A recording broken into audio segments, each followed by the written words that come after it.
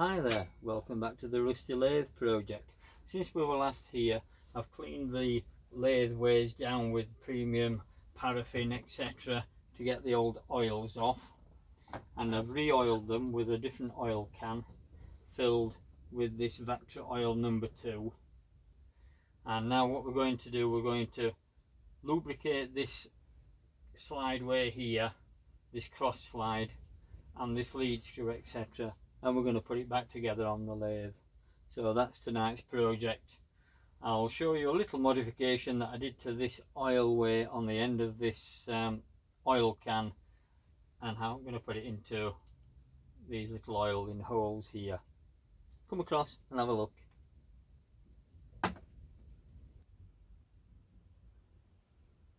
So these are the components that we need to reassemble then. That's the slideway along the gib strip. That's to tension this up to stop any wobble as it's sliding backwards and forwards along these slideways. So that piece is to go in. This is the oil way that we spoke about previously. So we need to make sure we get that back in the right orientation, and that will fit into there. What we must remember is to put this little piece in, and this little piece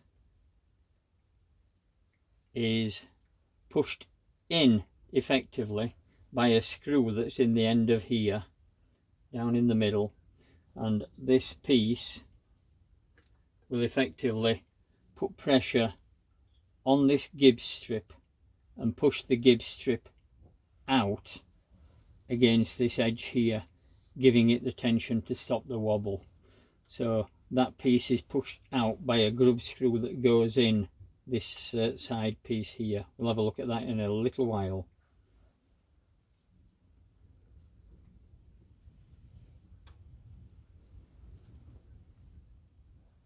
This obviously is the nut which goes along this lead screw,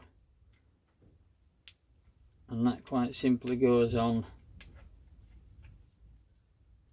when we get the right orientation of it, thus, like that. That's the oil way in there to lubricate this thread when it's in usable state. The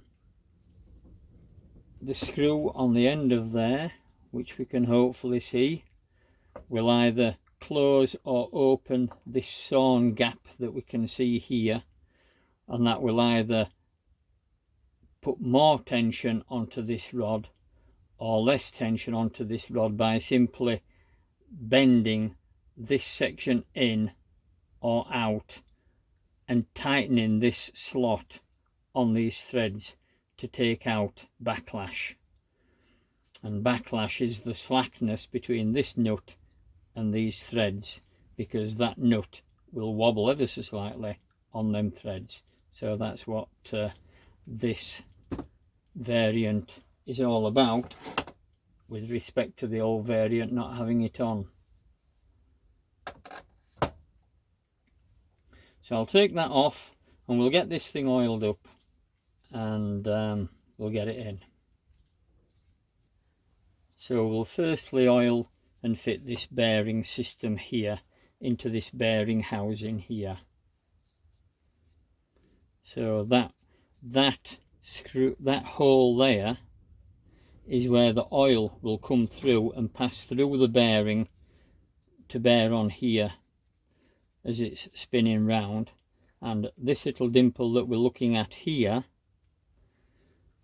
has a screw that I'm just touching there. You see the screwdriver, and we simply screw that screw in through the side of this casting, and that will sit in that little dimple, preventing this from spinning, because when it's held and you turn the handle, that's what happens. This is held solid by that screw, allowing the oil to come through, and when it's locked in place, the handle can spin and draw that nut backwards and forwards, thereby bringing this cross slide across and away from here. So there we are. So put some oil into there, press the ball in and press the oil can. That puts some oil down inside there, and as we can see, it's lubricating that bearing housing there, so the bearing won't get stuck in there. We know the oil is going to come through the hole and then down through this hole here, and as I'm putting it together, I'm just going to give it additional lubrication, which will help it all fit together. So I'm trying to get this hole vertically mounted through there, and when that appears to be in line, I think it is there, I can push that home, and then with a screwdriver that as close as possible fits the full length of the screw and is nice and sharp so that we don't damage the screw. The screw is now caught into that little dimple, and now this won't pull out. When you're sure that that's alright, you can give it an extra tweak. And this is one of the problems that was wrong with this lathe when I got it. This wasn't sliding across because that screw in there had become loose, allowing the bearing in there, which had seized up, to spin in its housing, and that was causing issues. So all that's been freed off now. So if we recall, with this there is a screw down in the bottom of here which will actually hold that in place when it goes in.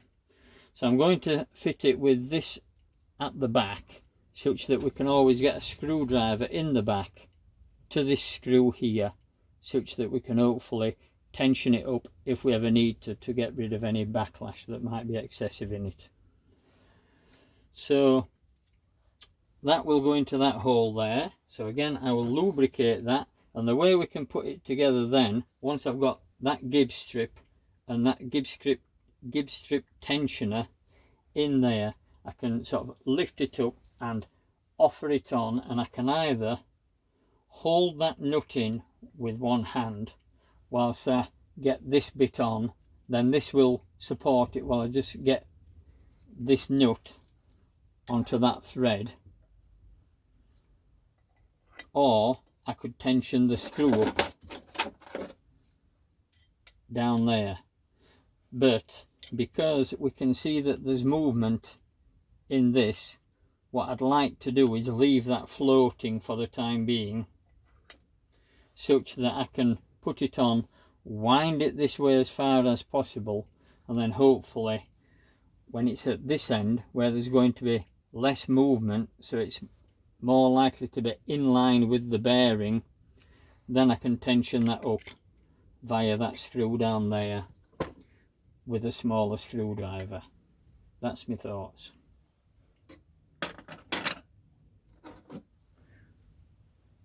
When I got the oil can, I just cut a little slot across the end of the hole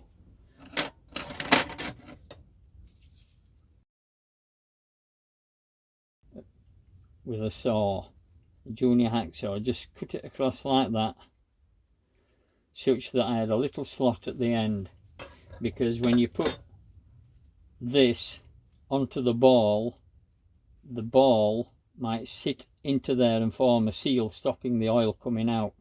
So now with that little slot in the end of there, what we've hopefully done now is allowed the oil to come out rather than the ball blocking its exit, and the oil can spread out of there but still be trapped by this bigger cone against the edge of these rings when it's all in operation, as it were.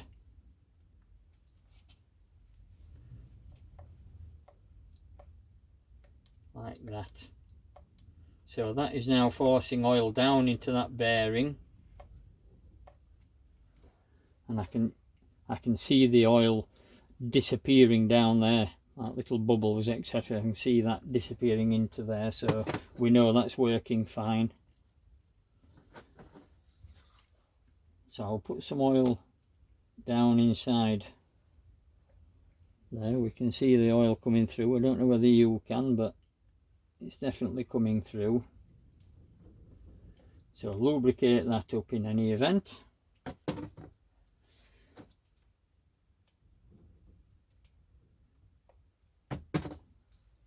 Lubricate the whole thing. And that now will hopefully sit in there. This little gib tightening adapter can go into the hole that's in the side of here, so I'll put some oil on that and slide that in to its hole.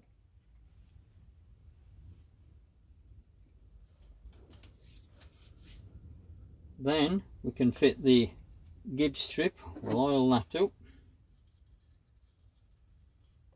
and just pop it on one side while we put some oil down these oil ways in a moment. So we'll just oil that up.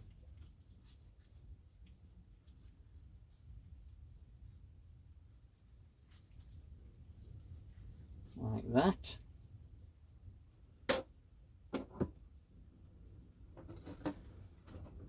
Then we should hopefully see oil coming out of these holes here, and also there might be a way through into there, but I'm not entirely sure about that.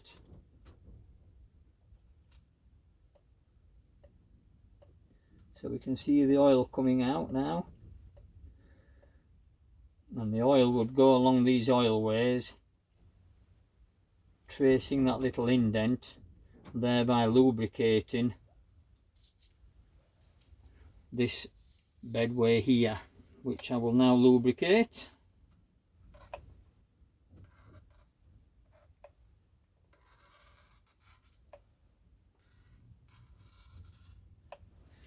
This hole here is an oil reservoir which is via gravity feeding the nut that's holding on to this screwed rod here. So the oil is going down there and into the nut that's holding on to this threaded rod. That's the lubrication system for that.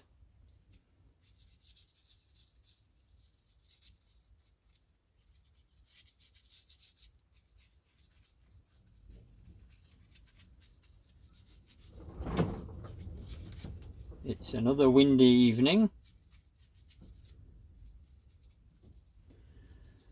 so we must remember to do along the dovetails along the sides of here, as we've done with this lathe slideway here. Must remember to do the dovetail effectively on the sides. It's not just the top that needs oiling.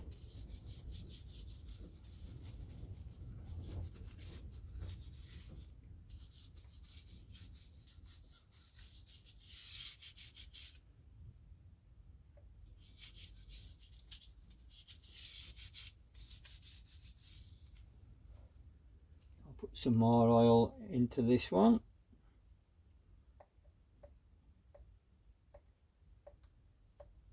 There comes the oil.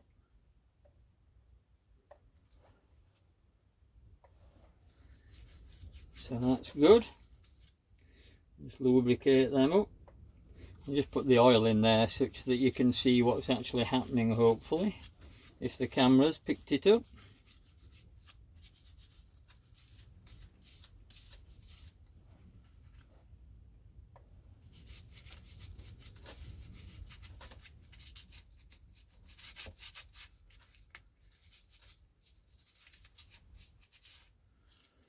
Once I've got this, I'll just turn it round, and there's the grub screw that's going to tighten the little pin that we put in there against that Gibbs strip.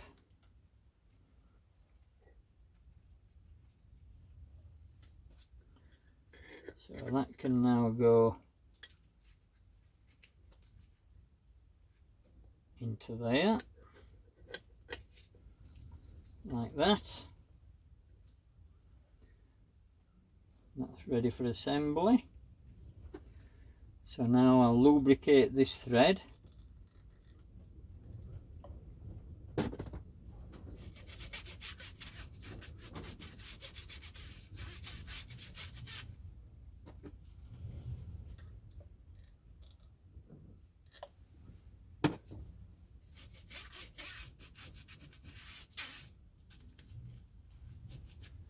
There, we think we're ready for assembly.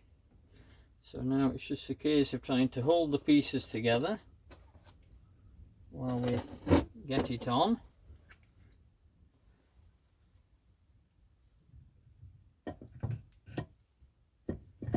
Like so.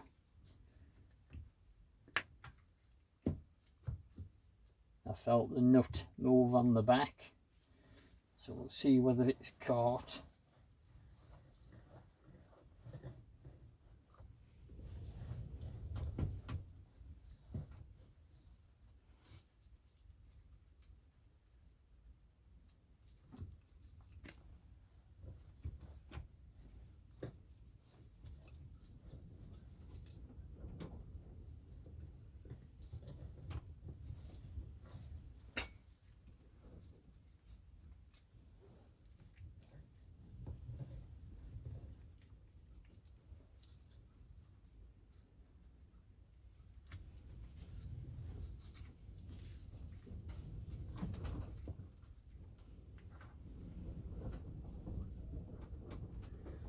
Yeah.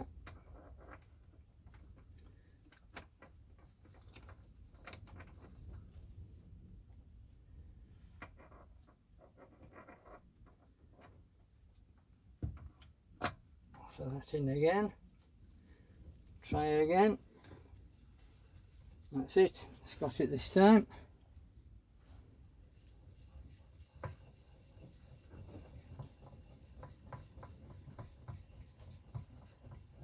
So we can see now this is rocking and sliding about, which is why we need to tension up the screws in the side of here that will hold the Gibbs strip.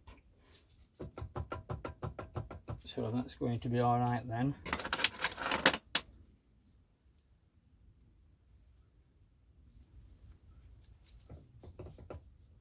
I'll just push that across there, and hopefully you'll see this move across as this tightens against the Gibbs strip, pushing the Gibbs strip against this dovetail, causing that dovetail to close up. You'll see what the Gibbs strip does. Move it across. So now there's no wobble. So I'll just ease it a little bit such that I can bring it on, and then I can tighten the rear one the same. And the idea is you tighten them both the same so that this runs nice and truly across there with a little drag, but not too much drag.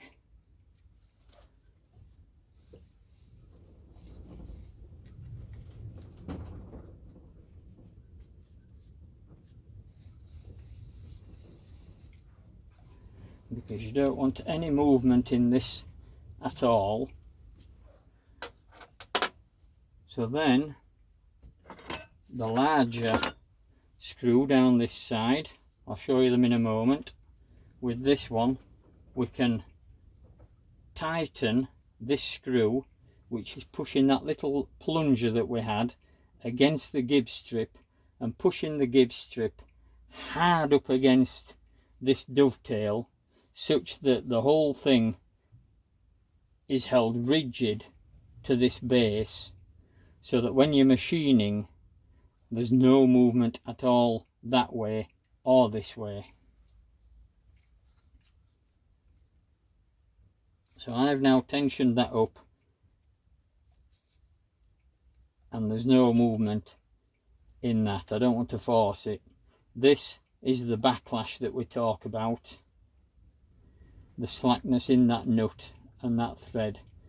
That's the amount of backlash. So this lathe has got somewhere 10, 20, 30, probably 40 thou backlash on this nut at the moment. So that's it really, that's fitted. So there we are. We'll just loosen that off so that we don't forget.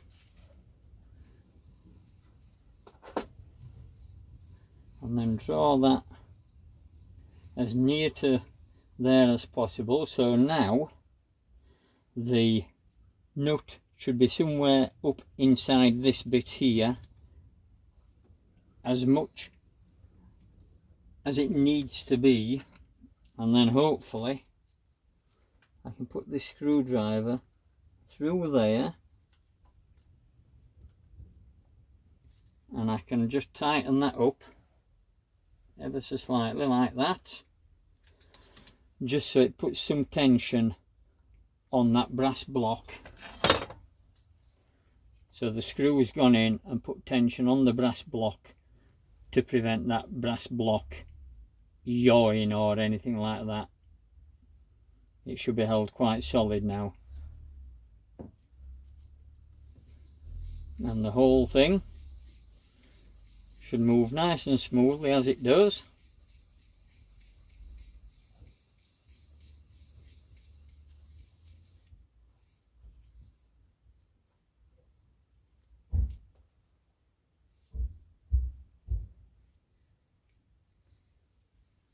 So that's brilliant.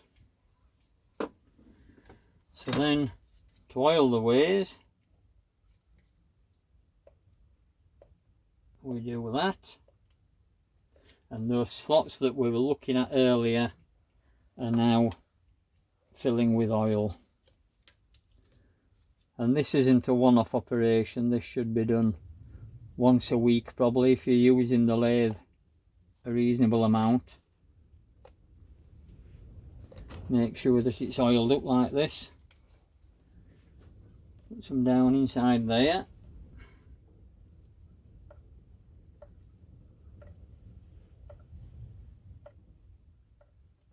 To lubricate that nut, and in addition to that we would keep lubricating this rod in any event.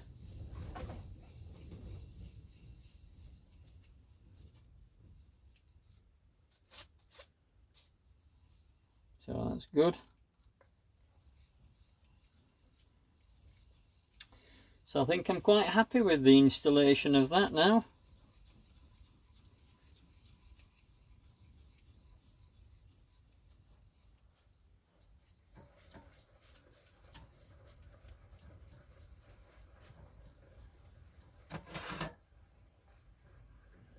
Good. What I've also done, I've lubricated these carrying handles as well, such that they'll never become locked in there, and hopefully if anybody's ever moving it again without the instructions, they'll know that if they see that, well, oh, I thought there was a carrying handle. Excellent.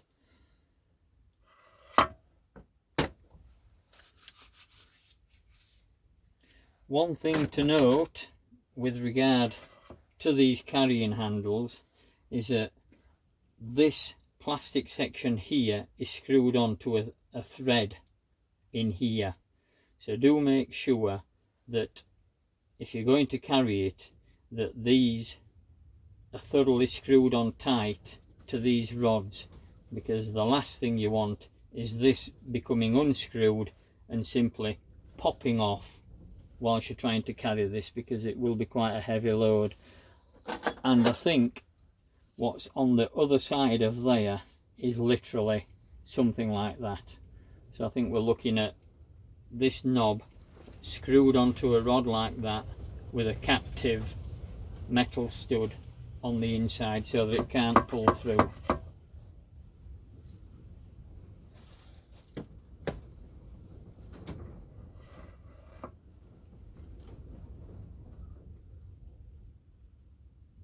Let's have a look at these screws that are down here then, that I've been playing with for tensioning it up. So here are the 3 screws with the Allen key that I've been talking about. So the 2 on the outside, which are a smaller Allen key, they tension the Gibbs strip that we can see there up against the dovetail, causing this side of this to move tight against the other, which gives it its rigidity. If you were doing any milling work, then what you would want to do, you would want to tighten up the one in the middle there, and the one in the middle is pushing out that little peg that we looked at up against this Gibbs strip, forcing it hard against this dovetail here such that it can't move. So that's the way of locking that off. But you must remember, once you've locked it off, don't put any force on this hand wheel, otherwise you'll damage the lead screw and the nut. That's only for locking off when you're actually needing it not to move in that direction at all.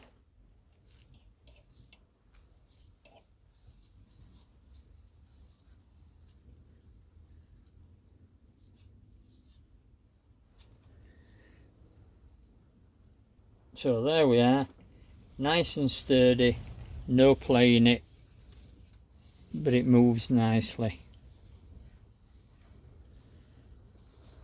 You can actually see the Gibbs strip moving ever so slightly in the in that gap there.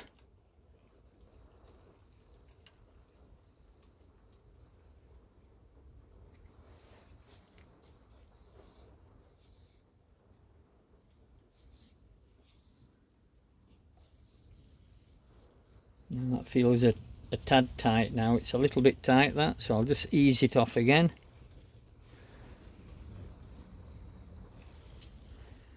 Because you want it to move nicely, but you want it to be solid so there's no movement. And you can always put a dial test indicator on here and waggle it around to find out whether there is any movement and how many thousandths of an inch, because it's not deceptive. You can't notice it when you're trying to move it by hand. You might notice it on a machine reading thousandths of an inch, but it's negligible. And there is the backlash in that nut.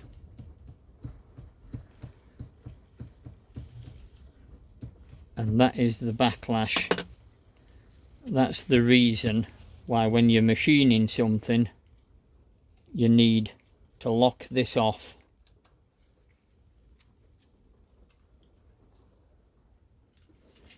Because now it doesn't move.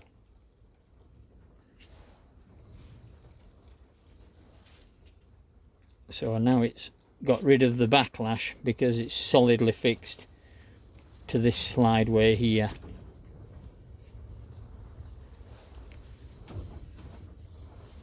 And again, it's free. So there we are. I'm happy with that. So thanks for watching. Hope that's helped some beginners understand a little more of what's going on here. So pretty quickly now I'll be able to get the tail stock on at the other end of the lathe and get the vise back on there and have a go at machining something. Okay, thanks for watching. Bye for now.